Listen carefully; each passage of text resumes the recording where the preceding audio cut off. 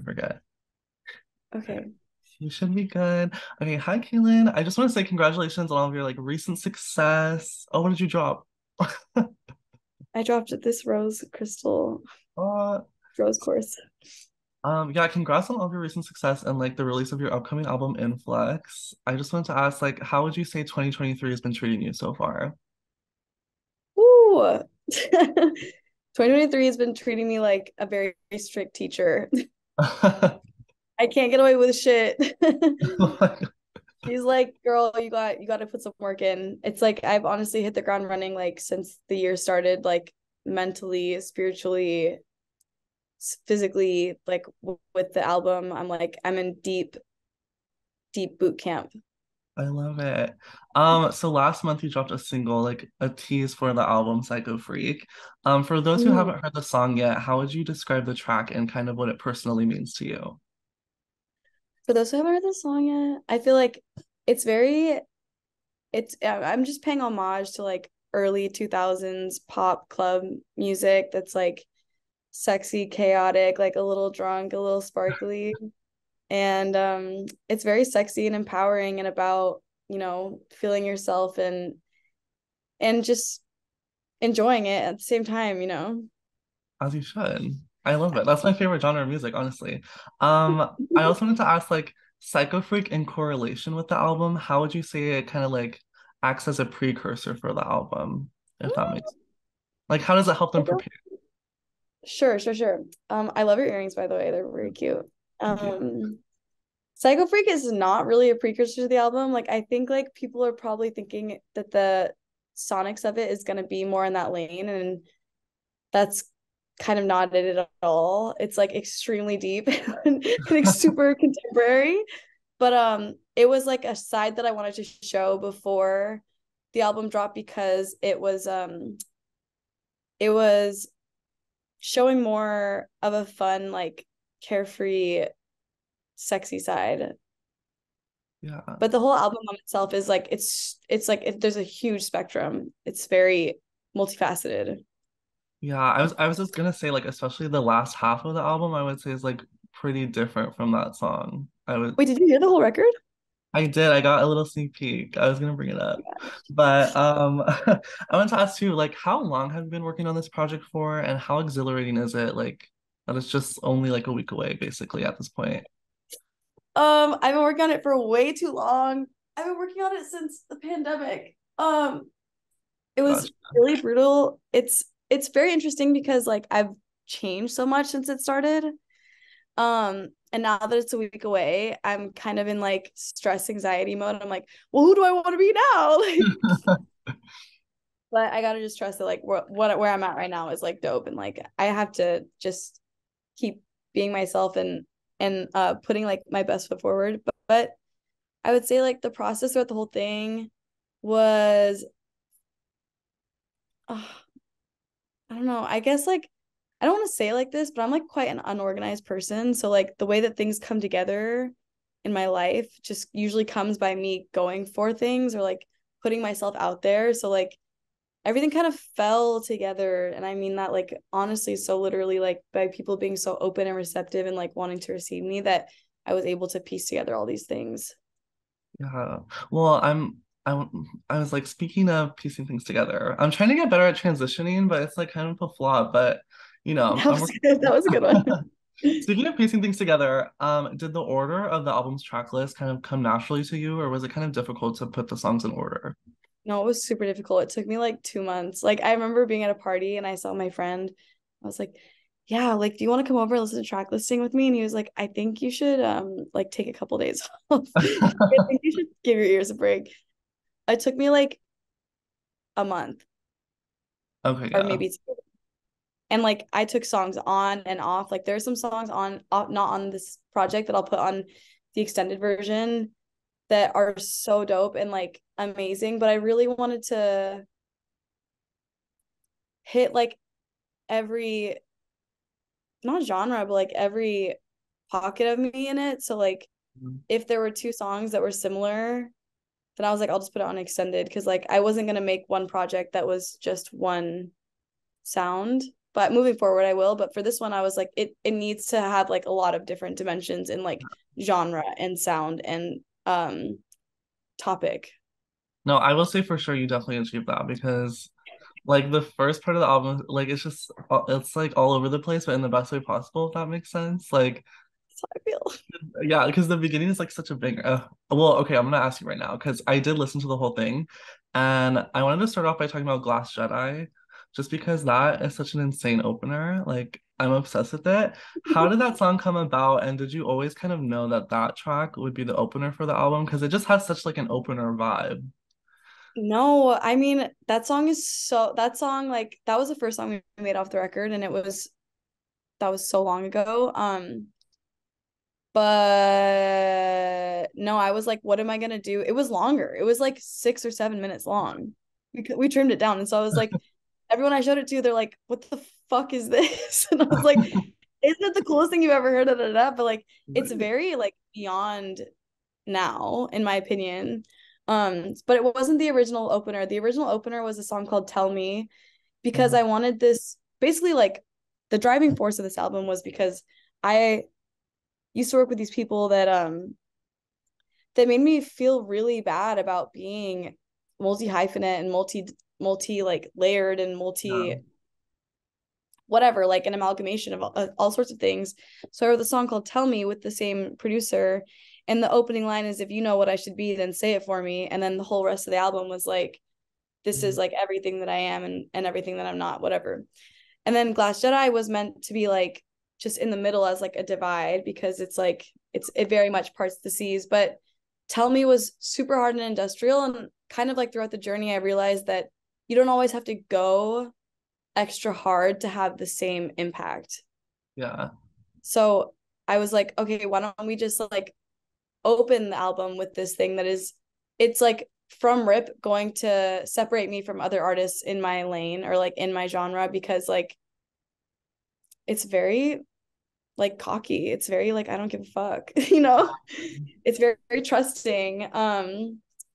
And yeah, when we landed on that being the opener for the album, it was just like it it gives you all of the sounds that you're gonna hear in the first 5 minutes. Yeah, no, I couldn't imagine it starting like any other way. I think it's so perfect. And like, Oh my especially like the first minute, I kind of feel like I'm in like a dark, crystally purple cave. Like that's what it kind of gives me. I love it. It's such a good gosh. vibe. My favorite song from the album has changed on like a day-to-day basis, but I have to say, I think right now it's either His and Hers or Fate's Interlude. I think those are Oh, my two. interesting. Okay. Um, so I wanted to ask, do you like personally have a favorite track of your own from the project? Absolutely. Phase Interlude.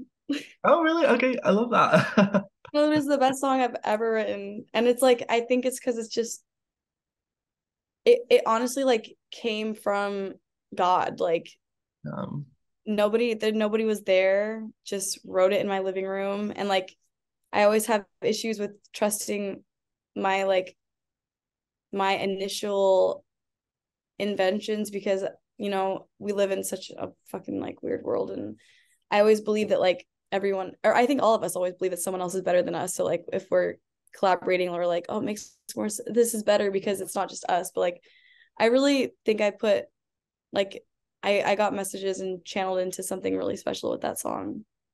yeah, it's like top tier for sure. And then you talk about like touching on so many different pockets of like the music genres and stuff. So I want to ask, who would you name as like some of your musical inspirations for when your artistry was kind of first beginning, that kind of like helped craft your artistry in a way? Rihanna's Anti. That's honestly like everything I circle back to. I'm like, that's literally what she did. She was like, I don't fucking care. I'm just gonna put together a record of shit that I like. And I don't know if I'm supposed to curse on this, whatever. Um, Really good. and that's really how I felt. That's really how I felt. There were three references really that were like my driving force. Well, maybe four, because James Blake is my favorite artist, and he's always like back here looming in the back of my mind. But then like Rihanna's Anti was like a huge reference for me. Astro World was a huge reference for me, like sonically, like with the depth of everything, especially with the mixes. So maybe I should say Mike Dean instead, because he's a freak mixer. Um, And then Pink Floyd's Dark Side of the Moon. Like I really wanted to be able to mix like psych rock and R&B, but then like, with certain collaborations, like you just pull different things out of each other. So like that's where the dance stuff kind of was illuminated. But those were definitely like my my main references. Yeah, I think Anti is her best album for sure. I It's mean, I think so too. yeah, it's great. Aside from the album too, like over the past few years, including the COVID era, you've collaborated with like League of Legends on the Phoenix song. You even did like a little thing with INVU, and then you're also involved in like Web3 and the metaverse. So I just want to ask, like, how did you kind of become so involved with the video gaming like metaverse atmosphere, like avatar side of things? I mean, very, very much out of necessity. Well, League of Legends was like a supernatural collaboration. They're always looking to uplift and support up and coming artists. Yeah, So that was really dope. And we performed in like an insane arena in France. I was blown away. their events are so cool. They're so cool. I felt so bad though they'd be interviewing me talking about the game. I'm like, I don't know how to play the game, but I could sing for you. Um, and then the IMVU stuff, like that was a really natural progression as well. Um, Me and my best friend Perry, she would help me with my creative stuff, and like we started making this avatar that was like very sexy amongst COVID because like we couldn't shoot or do anything. So we're like, oh, there's this graphic designer that's I think she was in Australia and she made this character and she made her an IMVU, and then IMVU saw the character, which was the artwork for Santa Fe, and then we did a whole video for Santa Fe in IMVU. And then it's kind of just snowballed from there. Like I've always been in the internet world and in the gaming world, which I love. Even like I was speaking to a one of my other creative collaborators yesterday, and she's like, we're picking my brain about like what are some foundational pieces of me that we can integrate into the album installation, because I really want to do an installation. And she's like, what are some things about you? And I think like video games, especially being a 90s baby, like that was like the beginning of so much stuff. And it's probably just like deep in my like energetic makeup to collaborate with those types of people and things. Do you have a favorite video game? If you like, if Yeah. you Well, my favorite part of video games was always picking the characters and dressing them up. exact same. No, So like because which like ones? yeah, like The Sims especially, like you spend 8 hours making a sim and then you don't even play with them. Like at least that's how I do it. No, 1,000%. I mean, for me, like I think my favorite characters, I like loved Mortal Kombat. I loved Mortal Kombat because all the characters were sexy and like the girls were badass, and I liked that. And I liked Crazy Taxi. Do you Oh, remember that game? I don't think. I would play it. Let me see if I can pull up a phone or pull up a picture. But they had like all like the funky, like quirky characters. Like I was really into funky shit as a kid. Uh, Um, but I think Mortal Kombat, Xenon, like I played a lot of Dance Dance Revolution. Like I wasn't like super deep into anything that was, well, I guess I probably played Sims and all that stuff as well, but I was mostly just into the outfits. yeah. No, that's the best part. I also like in correlation with that, do you think we'll see like a massive surge in kind of the metaverse and utilization of avatars as the music industry like progresses? I think so. I think that it's just still like a really big pill for people to swallow. Mm, Like I think for people that are progressive and want to do that, it will. But like if you think about like the masses and people that like go to festivals and like don't like keep like pop culture at the forefront of their life, like I think it's very hard to understand. yeah. Um, and then I want to like side jump a little bit because you're also like in the fashion world, like massive impact there too. You're kind of like just everywhere. You have like a recent modeling gig for Bejewel's new collection, and like you're doing so many other cool things. I just want to ask like a fun question about it. How would you personally describe your own style in 5 words? Ooh, okay, 5 words. Okay. Um, mm, okay, I would say grunge. Grunge is a word I always use. I would say sexy, Great. effortless, masculine, Mm, and clean. love it. There you go. That was Yeah, perfect. thanks. I also think though, oh wait, how would you describe your style in 5 words? Okay, I kind of embarrassing. This is like an ongoing thing with me and my friends. I call my fashion clown couture. Mm, Not really what I'm wearing today, but I just like am terrible at styling, so I just put like random colors together. Like I don't have any neutrals in my closet at all. It's just like crazy. Like I'll show you right now. It's like this kind of it's like play. stuff like that. And like I know it looks bad, but it's like purposeful, if that makes sense. I Um, mean, I'm sure it's lit. thank you. But It's yeah, the, no, the button down with the earrings for me. right? I think it I, worked. no, it's such a slay. Thank you. And then this is the final question. You're performing next month at the 2023 XSSW show. So how excited are you for that? And is there anything you can tell fans about what to expect from your performance?